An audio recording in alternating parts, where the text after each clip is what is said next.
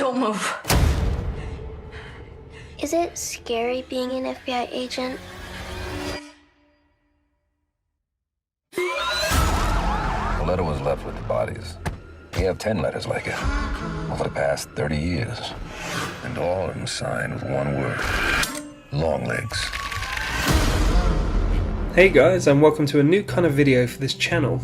Today I'm going to be speaking about the new Osgood Perkins movie Longlegs, starring Micah Monroe and Nicolas Cage. Now, I've mainly only ever uploaded video game reviews to this channel, but anyone who knows me will also know my love for discussing and critiquing film. And this is one of the only recent pictures I've seen I've actually been very excited for, or in some way captivated by. Major spoiler warnings ahead. If you have not seen this film yet, please be warned, I will be discussing all of the story in full, so if you have not seen this yet, I highly recommend you do that first. So without further ado, let's get into it. Now, from the marketing alone, I knew we were in for something special. Neon, who are the distributor for the film, from the start were releasing short, oddly titled teasers on their channel that were vague and creepy, and it got a lot of people's attention. 911, what's your emergency? It's my daughter.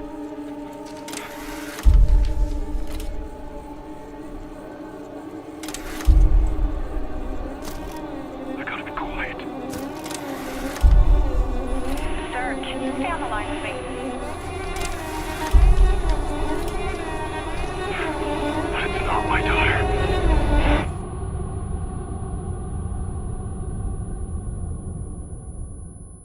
Then, when the main trailers came out, I knew I had to see it. I've always loved police procedural thrillers with horror or dark themes to them. Some of my all-time favourites are titles such as Exorcist III Legion, Seven, Silence of the Lambs, Manhunter, Red Dragon, the first season of True Detective, and many more. But with all these great trailers, they still manage to keep an air of mystery to it. A lot of trailers you see nowadays feel like you've seen the entire film, but not with Longlegs. They even made a fake news archive website about all of the Longlegs murders, called The Birthday Murders, where they had crime scene photos and fake news reports on the killings over the years from the movie. This is such a great touch, as I remember them also doing something like this with the original Blair Witch Project, where you could read newspaper articles, diaries, and see missing posters. And I think that's just an insane level of detail and effort for people who are going to be huge fans of the movie. Now, please be advised I'm recording this days after seeing the film, and a lot of it's from memory, so if I missed anything, please let me know down below. The movie starts with a young girl in winter, wandering around the outside of her house with a Polaroid camera, looking at a stranger's station wagon, which is pulled up in the distance. We hear Longlegs call out a "cuckoo" from behind her, and she then turns to find Longlegs with half of his face just off camera, which is a really nice touch, as a lot of the marketing has been hiding Nicolas Cage's face, which is largely prosthetics and makeup, making it a big reveal for anyone wanting to see it in the final film. He sounds and looks super creepy.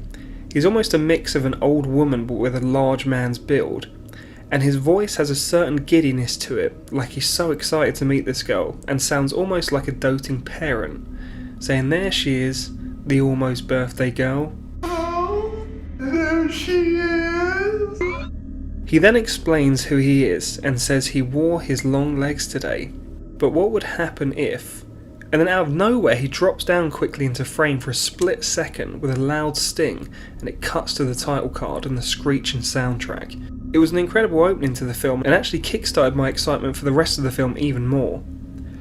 As the title was running, I just couldn't stop thinking to myself, I'm so glad this exists and I'm here watching it right now. It then cuts to present day, which is in a different aspect ratio. Anytime the movie jumps back in time to a flashback or memory, it's presented in a more pillar box aspect ratio, whereas modern day is full screen, which is a nice detail to separate them.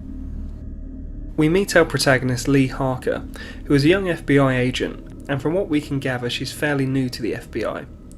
She seems quite emotionally distant and to herself. You can see her partner, who clearly has the hots for her, but she's creeped out by him. They're tasked with going door to door asking about a wanted man.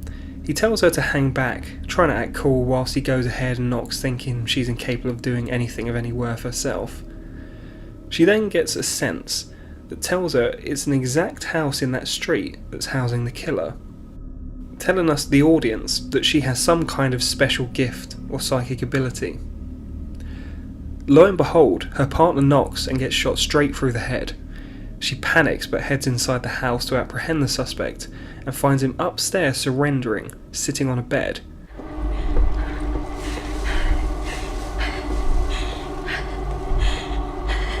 Don't move.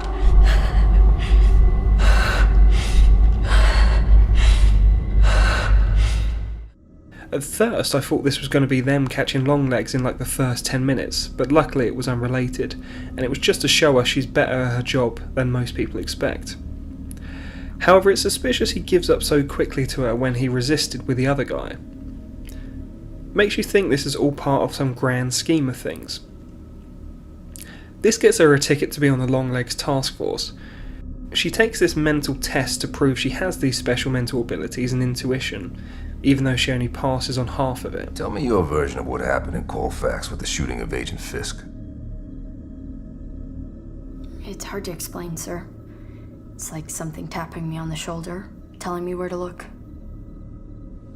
You identified a suspect's house. No prior knowledge, no real indication that it was any way different than all the cookie cutters all around it. Anything like that ever happened to you before, Agent Harker? From time to time, sir. Well, maybe we'll just call you highly intuitive. Yes, sir. We then learn about Longlegs' MO, and the murders he has been committing, or the connection to those said murders over the past 30 years.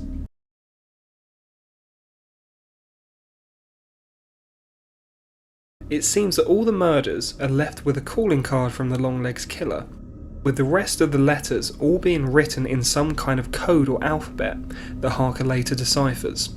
The murders all involve a family unit, with young girls whose birthday fall on the 14th of that month, and it always comes down to the father killing both the wife and the daughter, and then themselves either 6 days prior or 6 days after the 14th. How and why he's able to do this, or convince the father to kill the rest of the family, and then himself, is still to be revealed. It's set in the 90s, which suits the story very well, as there's a real sense of sparse loneliness and lack of outside view on the case, like it's a very small and distant area that this is taking place in, where everyone keeps themselves to themselves and there's no real sense of community. Everyone feels very fragmented. It almost reminds me of the kind of outback setting of the first season of True Detective, where things could go on in an area such as that without too much notice from the public or the police. Her boss or superior, Agent Carter, wants to use Agent Harker's talents in order to get closer to this case, which has seemingly gone cold up until now, and only after taking the case files and inspecting them over the course of a day or two, she's already making connections.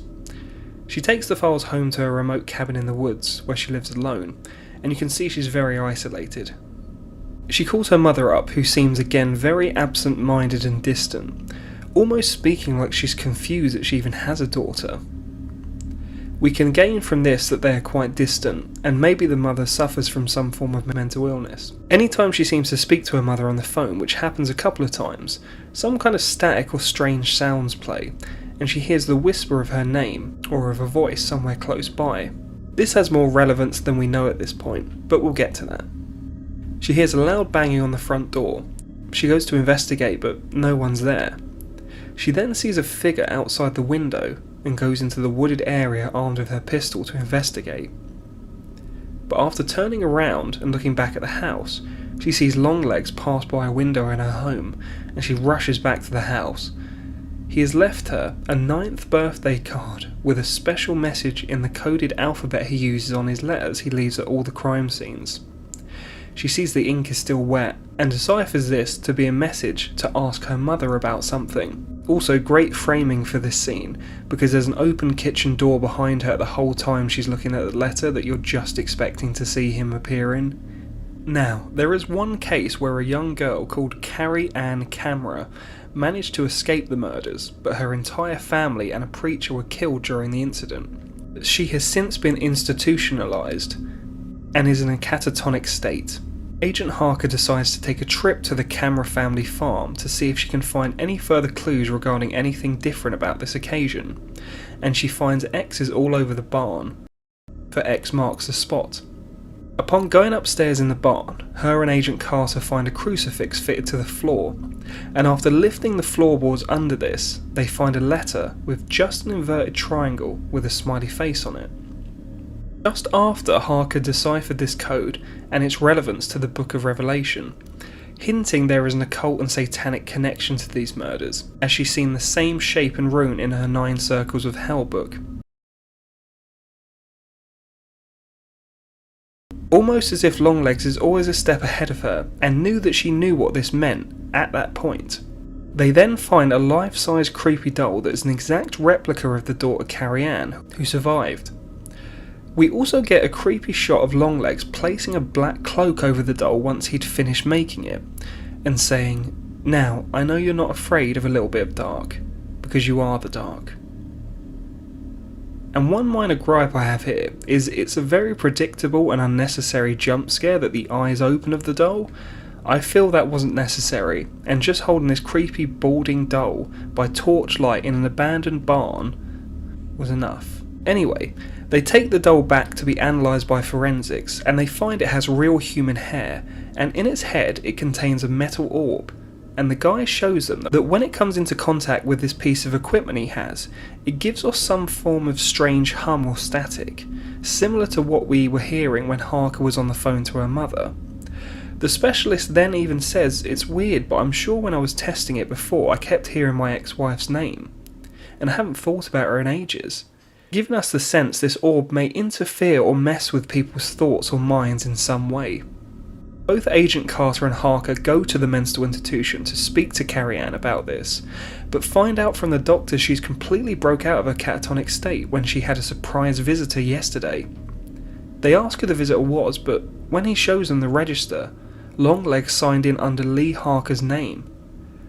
Harker then asks Carrie Ann who came to see her, and Carrie Ann says she never wants to forget this man, and she would literally do anything that he asked of her, even throw herself off the top of this building, or even kill Agent Harker here and now with her bare hands. At the start of the conversation, Carrie Ann says, "You've been at my house before," or someone that looks a lot like you anyway. Agent Harker then says, "Do you not remember having a doll that looked just like you as a little girl?" And she just replies, "Don't you remember that either?" It's also important to note that she only snapped out at this state when the agents took the doll out of the barn and removed the orb from the head of the doll.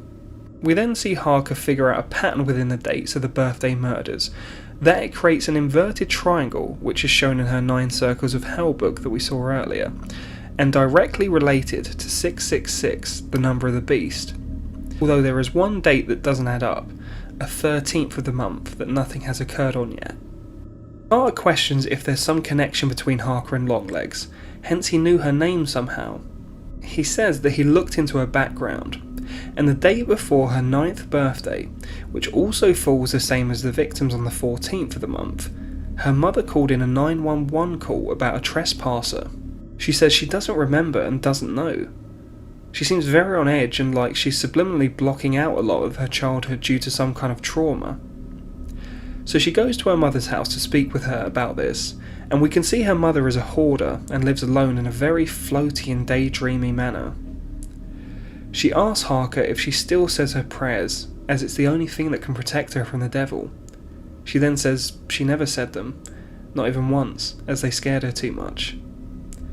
Harker then finds a locked door leading to the basement that a cockroach or insect crawls out from under, and after trying it she finds it's locked. She asks, "What happened on my 9th birthday?" And she says that nothing happened. No one ever used to visit us, no one came by, but she's clearly hiding something. She checks her old bedroom, and in this trunk finds some old photographs she took as a child, one of them being Longlegs himself. It turns out she was the child at the start of the film, and we see the interaction they had some more. Him stating it's almost her birthday, and when Lee's mother comes out and asks why he's there and why he's talking to her daughter, in which he replies, "I'm a friend of a friend." And multiple times throughout the film, he refers to the man downstairs. This could mean Satan himself being in hell, or something more literal. He then breaks into a screeching song saying, "Let me in and it can be nice," Make me go away and I have to come back. Not once, not twice, but as many times as I like. He gives off a very glam rock vibe in this, which I think was intentional. I've seen people say that maybe he was caught up in all the satanic panic of the 70s, due to when this takes place, and that's when he went crazy. He has posters of Lou Reed and T-Rex in his workshop. He also wears white makeup on his face that makes him look more like a doll or ghost of some kind, and his face is quite messed up. I think it looks like he's had multiple bad plastic surgery incidents, like he's tried to become something else and change his image, and it's just gone horribly wrong. I see it like if Nicolas Cage cosplayed an old grandma, but then had a bad allergic reaction to something he ate. That's pretty much what he looks like. According to Oz Perkins, he's a huge fan of Bob Dylan, and the white face paint was a direct reference to when Dylan would sometimes wear this on stage during a certain period of his career. Harker brings the photo of Longlegs to a boss and says this is him. Now they have an ID, they can finally go after him. It then cuts to Longlegs leaving town with some suitcases waiting at a bus stop. But we did see in an earlier scene he does have a station wagon when he drove it to a store and spoke to a young girl there. So I'm not sure why he's taking the bus. Maybe he's thinking they'll track the car. But the police roll up on him armed and just tell him to get on the ground. There's quite a cool dissolve from his workshop table where one of his doll's heads fades into his own face. We did get a quick glance of him when he was at the store, but it's largely from a distance or the side. He chats to a young girl there, again doing the cuckoo thing, which apparently Nicolas Cage's mother, who unfortunately suffered with some form of mental illness as well, used to jump scare him with as a child. She would hide around the house and say cuckoo, which is pretty creepy. So maybe even this was a personal spin he put on the character. He has said in interviews he wanted it to be an androgynous character, neither really male or female. He asks the girl at the store when her birthday is, and she just calls her dad saying that creepy weird guy's back again. We then get quite an unsettling moment when he's driving back from the store. He starts part screaming and part singing the words daddy and mummy, but to the point his voice is cracking, and at first I thought it was quite funny, and a couple of people did laugh in the cinema. But then as it went on and it got louder and louder, everyone kind of stopped. So did I, because it went from funny to extremely unsettling. Every time Longlegs was on the screen, he never did what I expected. He's so unpredictable and off the wall, it's part funny as well as scary, as it's just so crazy. It's almost like the Joker in the way that he's not necessarily all out frightening like a horror movie killer, but more so his motives and actions are all so over the place, you never know what's coming next, and that's what makes him creepy. Then see the FBI team watching an interrogation video of him recorded earlier, being questioned on his motives and why he's done what he has. He then mentions Agent Harker specifically and says she's almost the birthday girl again, and starts to sing over and over, happy birthday to her. Harker asks where he's being held, and they say in the cells downstairs. He's right under your feet, which has more relevance than you may think. She then goes down to question him. Harker has a suspicion that he isn't working alone, and all along he must have had an accomplice to make all these murders happen without ever being at them personally. She enters the room and you can see she's very nervous. Quick tidbit as well, but this was the first time they ever saw each other. At no point before this did Micah Monroe meet Nicolas Cage or speak to him or see him in the makeup. This was their first meeting, and they got that on camera. We will translate this, thank you.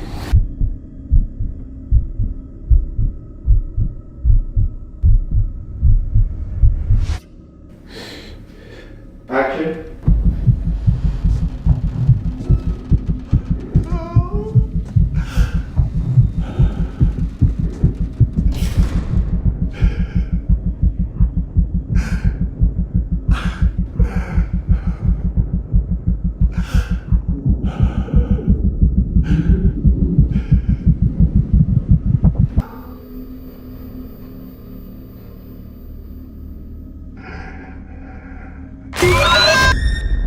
This was their first ever meeting, and they got it on camera.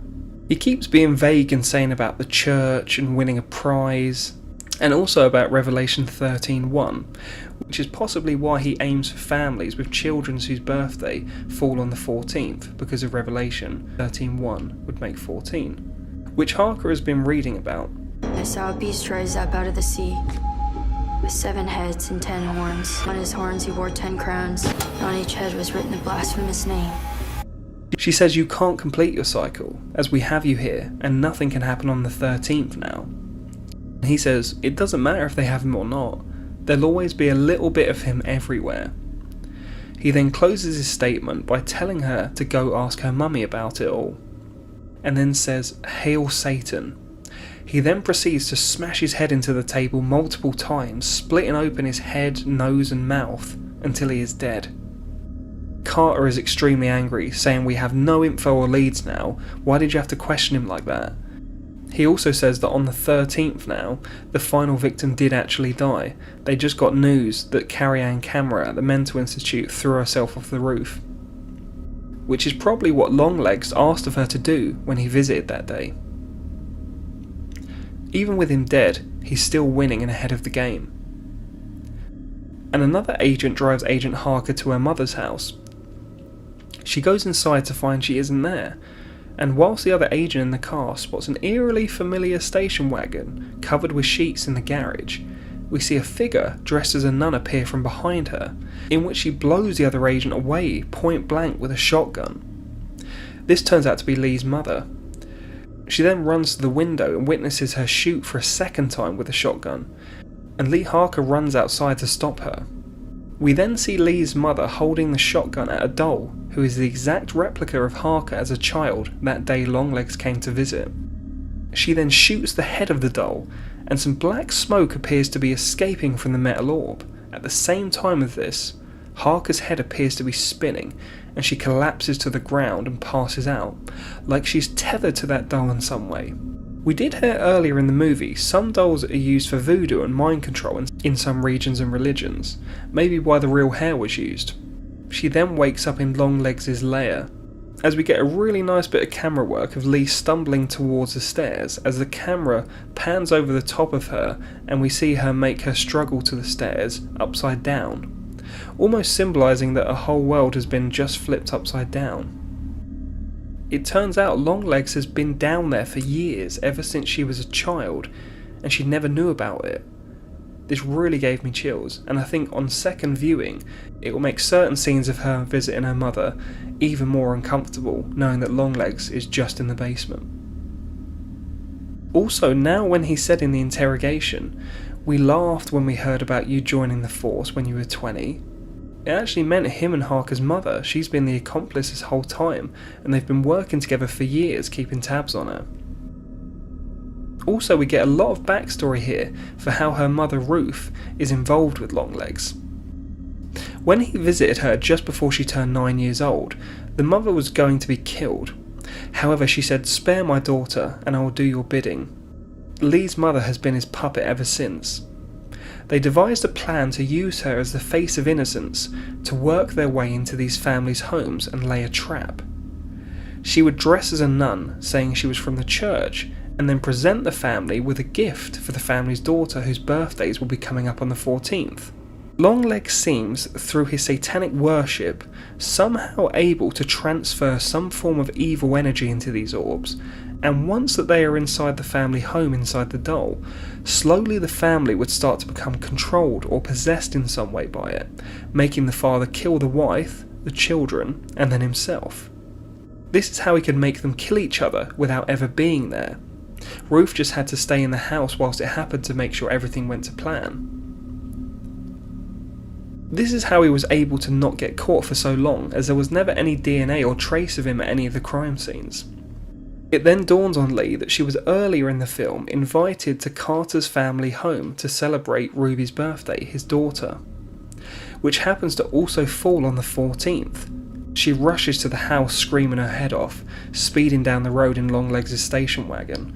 But when she gets there, she finds her mother Ruth already in the house, and Ruby sitting next to the doll of her. The family already seem to be under the influence of Longlegs' doll spell, as they are acting in strange ways, and when the parents go out to get the knives to cut the cake, Lee tells her mother to stop all of this. Longlegs is dead and the game is over. She refuses, and we start to hear a struggle and stabbing going on in the next room. Carter then comes in and goes to kill Ruby with a knife, but Lee pulls a gun on him. He keeps coming at her and she shoots him 2 or 3 times. Knowing that she is foiling the plan, the mother starts to lose her temper and goes to grab a dagger to kill Ruby. She can't afford to have this plan not work, as she believes it's the only thing that will protect her from the devil and also her daughter. Lee immediately shoots her 1 shot through the head, trying to then put a final nail in this coffin of the evil plan. Lee attempts to shoot the doll to end the spell, but no matter how many times she pulls the trigger, the gun won't fire. However, in this house, she is only shot out of her 6-bullet weapon 3 or 4 shots at most. It's almost as if even without the physical body of Longlegs and her mother, the spell and this evil cycle will either just continue and continue through her or Ruby, or they will always be cursed by this. The movie then ends on a shot of Longlegs in the interrogation room, saying "Hail Satan" and then blowing a kiss to the audience, almost like a final taunt, like "You'll never stop me or what we've started. Evil will always exist and people will always suffer." Now, like I said at the top of the video, this is my kind of genre. I love serial killer investigations as well as any that have supernatural or horror elements to them, such as The Exorcist III Legion being one of my favourites. It really does feel like an A24 production because it doesn't feel very mainstream. It does feel like someone worked very hard on this, which I'm sure Osgood Perkins did. I'm not too familiar with his other work, but I will be checking it out now. And I think the casting was perfect. The soundtrack was very subtle. There wasn't any kind of noticeable parts of the score that I can kind of picture now. A lot of it's very quiet, subtle groans, creaks, things such as that. But the sound design, cinematography, everything's very slow and methodical. I think Gen Z will have an issue with this, being too boring or too much of a slow burn. But I think it's paced well. There's a lot of elements that could get messy but don't seem to. The motives, the plans, the way the story pans out, it all seems to me to be handled very well, and I'm very excited to see it again. But let me know down in the comments what you thought of the movie. Did you enjoy it? Did you hate it? Is there anything I missed on this video you'd like to discuss further? Please let me know, and I hope you've enjoyed one of the first ever solo movie reviews I've done for this channel. Depending on how these go, I may consider doing more soon. But please give a like and subscribe to the channel, it all helps greatly, and I'll see you next time.